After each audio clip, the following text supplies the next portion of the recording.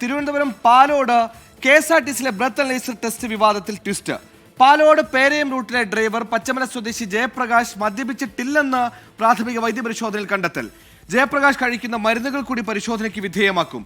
നാളെ മുതൽ ഡ്യൂട്ടിയിൽ കയറാൻ ജയപ്രകാശ് നിർദ്ദേശം നൽകി. നേരത്തെ ജയപ്രകാശ് ബ്രത്ത് അനലൈസർ ടെസ്റ്റിൽ മദ്യപിച്ചിട്ടുണ്ടെന്നായിരുന്നു റിപ്പോർട്ട്.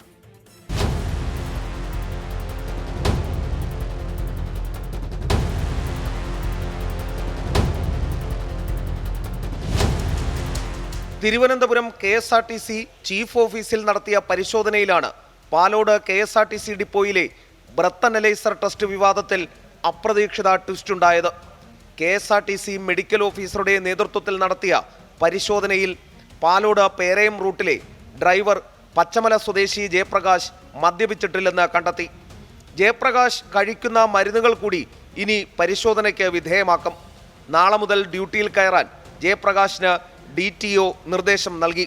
ഇന്ന് രാവിലെ പാലോട് പേരയം റൂട്ടിൽ ബസ് ഓടിക്കാനെത്തിയ ഡ്രൈവർ ജയപ്രകാശിനെ ബ്രത്ത് അനലൈസർ പരിശോധനയ്ക്ക് വിധേയനാക്കിയപ്പോൾ പോസിറ്റീവ് സിഗ്നൽ കാണിച്ചതാണ് പ്രശ്നങ്ങളുടെ തുടക്കം. എന്നാൽ ജീവിതത്തിൽ ഇതുവരെ താൻ മദ്യപിച്ചിട്ടില്ലെന്ന് വ്യക്തമാക്കിയ ജയപ്രകാശ് കഴിഞ്ഞ 2 ആഴ്ചയായി മെഷീൻ തകരാറിലാണെന്ന് ആരോപിച്ചു.